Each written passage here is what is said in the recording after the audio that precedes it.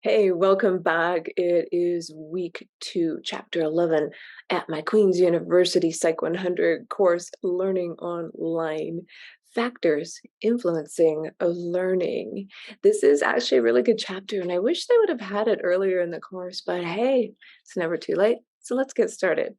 Learning is a complex process that defies easy definition and description. This module reviews some of the philosophical issues involved with defining learning and describes in some detail the characteristics of learners and of encoding activities that seem to affect how well people can acquire new memories, knowledge, or skills. At the end, we consider a few basic principles that guide whether a particular attempt at learning will be successful or not. The learning objectives for this chapter are: consider what kinds of activities constitute learning, name multiple forms of learning, list some individual differences that affect learning, describe the effect of various encoding activities on learning, and describe 3 general principles of learning. This is what I keep in the back of my mind because I am a student, I am not a teacher, and I just thought I would share those with you before we start talking about the chapter. Introduction. What do you do when studying for an exam? Do you read your class notes and a textbook? Hopefully not for the first time. Do you try and find a quiet place without distraction? Do you use flashcards to test your knowledge? The choices you make reveal your theory of learning, but there's no reason for you to limit yourself to your own intuitions. There is a vast and vibrant science of learning in which researchers from psychology, education, and neuroscience study basic principles of learning and memory. In fact, learning is a much broader domain than you might think. Consider, is listening to music a form of learning? More often, it seems listening to music is a way of avoiding learning. But we know that your brain's response to auditory information changes with your experience with that information, a form of learning called auditory, perceptual learning. Each time we listen to a song, we hear it differently because of our experience. When we exhibit changes in behavior without having intended to learn something, that is called implicit learning.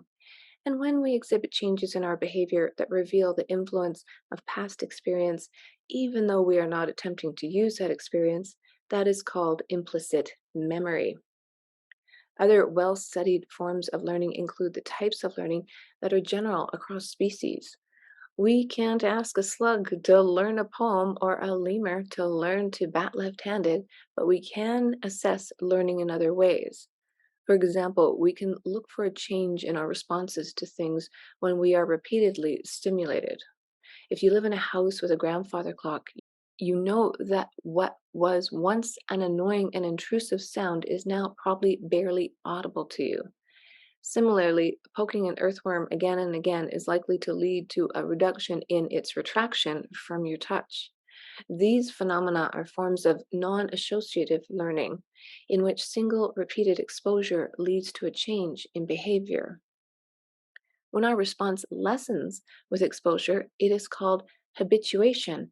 And when it increases, like it might with a particularly annoying laugh, it is called sensitization. Animals can also learn about relationships between things, such as when an alley cat learns that the sound of janitors working in a restaurant precedes the dumping of delicious new garbage. An example of stimulus stimulus learning called classic conditioning, or when a dog learns to roll over to get a treat, a form of stimulus response learning called operant conditioning. These forms of learning will be covered in the module on conditioning and learning. Here, we'll review some of the conditions that affect learning with an eye towards the type of explicit learning we do when trying to learn something. In 1979, Jenkins classified experiments on learning and memory into 4 groups of factors: learners, encoding activities, materials, and retrieval. In this module, we'll focus on the first 2 categories. The module on memory will consider other factors more generally. Learners. People bring numerous individual differences with them into memory experiments, and many of these variables affect learning. In the classroom, motivation matters, though experimental attempts to induce motivation with money yield only modest benefits. Learners are, however, quite able to allocate more effort to learning, prioritized over unimportant materials. In addition, the organization and planning skills that a learner exhibits matter a lot, suggesting that the efficiency with which one organizes self guided learning is an important component of learning. We will return to this topic soon. One well studied and important variable is working memory capacity. Working memory describes the form of memory we use to hold onto information temporarily.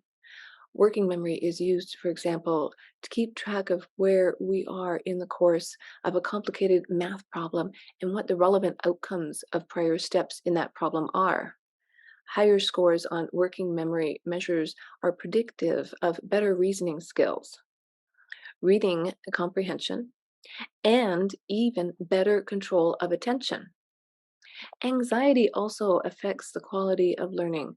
For example, people with math anxiety have a smaller capacity for remembering math related information in working memory, such as the result of carrying a digit in arithmetic. Having students write about their specific anxiety seems to reduce the worry associated with tests and increases performance on math tests. One good place to end this discussion is to consider the role of expertise. Though there probably is a finite capacity on our ability to store information, in practice, this concept is misleading. In fact, because the usual bottleneck to remembering something is our ability to access information, not our space to store it, having more knowledge or expertise actually enhances our ability to learn new information. A classic example can be seen in comparing a chess master with a chess novice on their ability to learn and remember the positions of a piece on a chessboard. In that experiment, the master remembered the location of many more pieces than the novice, even after only a very short glance. Maybe chess masters are just smarter than the average chess beginner and have a better memory? Nope. The advantage the expert exhibited only was apparent when the pieces were arranged in a plausible format for an ongoing chess game. When the pieces were placed randomly, both groups did equivalently poor. Expertise allowed the master to chunk multiple pieces into a smaller number of pieces of information, but only when that information was structured in such ways as to allow the application of that expertise. Encoding activities. What we do when we're learning is very important. We've all had the experience of reading something and suddenly coming to the realization that we don't remember a single thing, even the sentence we just read. How we go about encoding information determines a lot about how much we remember. You might think that the most important thing is to try to learn. Interestingly, this is not true, at least not completely.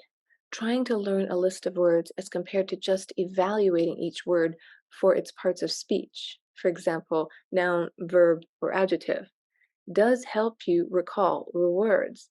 That is, it helps you remember and write down more of the words later. But it actually impairs your ability to recognize the words, to judge on a later list which words are the ones that you studied. So, this is a case in which incidental learning, that is, learning without the intention to learn, is better than intentional learning. Such examples are not particularly rare and are not limited to recognition. A study in 2008 showed, for example, that survival processing, thinking about and reading each word in a list for its relevance in a survival scenario, led to much higher recall than intentional learning, and also higher, in fact, than other encoding activities that are also known to lead to high levels of recall.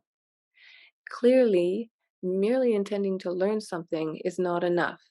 How a learner actively processes the material plays a large role. For example, Reading the words and evaluating their meaning leads to better learning than reading them and evaluating the way that the words look or sound.